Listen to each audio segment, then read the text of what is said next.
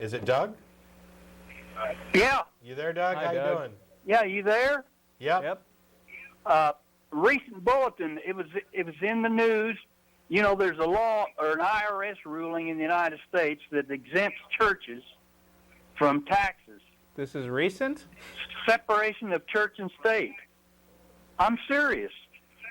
And somebody filed a complaint with the IRS against a black church that was preaching Obama politics from the pulpit, and the IRS refused to do anything about it. So the rule, in effect, is not operative.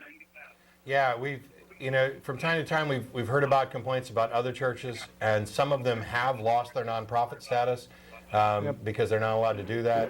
They're not allowed to enter, speak about individuals and partisan politics. We don't think that churches should really be getting tax exemptions, and that this should be applied across the board regardless of their politics. So, I mean, as long as it's applied equally, then I think that you've got a legitimate point. Yeah, I think his point is that it's not being applied equally, that some folks are getting away with it. And yeah, we know it. It sucks. I think the best solution is just to revoke the tax-free status of churches across the board. Well, what's worse, I understand that there's a movement among a number of black preachers to actively promote Obama's nomination. That may be the case. I don't know. So what? Thank you. Sure. Okay.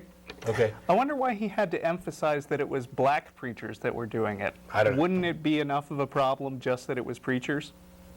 Yeah, it's enough of a problem for me. I'm just saying. Yeah, it's enough of a problem for me that it's preachers. Right. I mean, the fact that they're black and promoting Obama doesn't bother me. Nor does it surprise me. I mean, and I'm happy that I'm supporting Obama regardless of how good my tan is or isn't. Right, but that's not an endorsement. Yeah. That's off the record. Or no, I mean, that's It's not. irrelevant to the Atheist Experience or anything else. Regardless.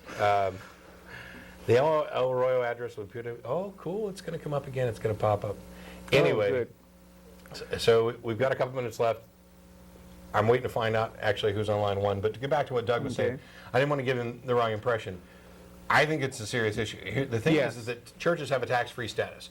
I'm generally opposed to that, and I realize that basically anybody who wants a tax-free status should have to have open books that are available for review to show where the money's going. They should be able to make some showing that they either require or deserve the tax-free status, that they're doing something for the public good, or that they're an organization that is essential and needs a tax break in order to continue functioning.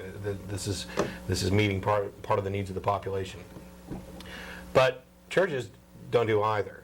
Now, the ACA, the nonprofit organization that sponsors this program, and whose views aren't necessarily represented on the program, is an educational organization that is non-political. Now, we obviously have political opinions and views that are our own and don't represent the ACA or anybody else, and may not represent my views tomorrow.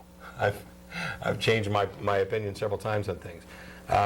But the nonprofit status, I think I've largely gotten to the point where I'm opposed to churches having any sort of de facto tax-free status. Everybody should make some kind of showing. And there's the address for El Arroyo. Hey, look at that.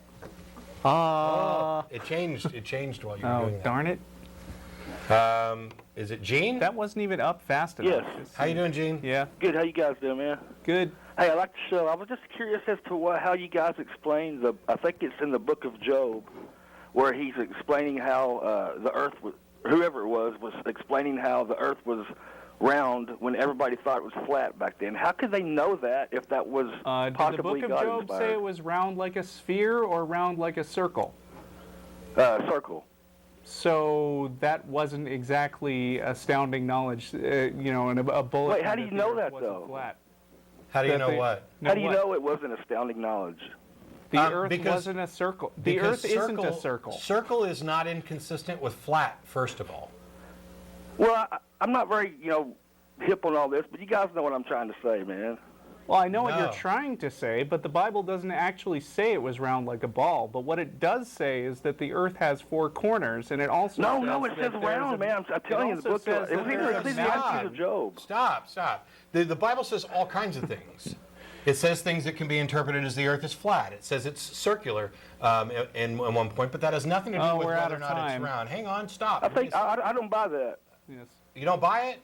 I think you guys are very smart, but I think you're very deceived on a lot of stuff. Well, You're then gonna go have read to the damn email me. Bible You- because and that's, you will it's in there. A circle is not a sphere, but you're going to have to email us. Yeah, because we are out of time. Don't call trying to quote the Bible when you don't even know where it is. Thanks, everybody. We'll be at El Arroyo in about 30 minutes or so. We'll see you again next week, and the credits will hopefully be changed, but if not, we'll do what we can. I'll just sit here and smile.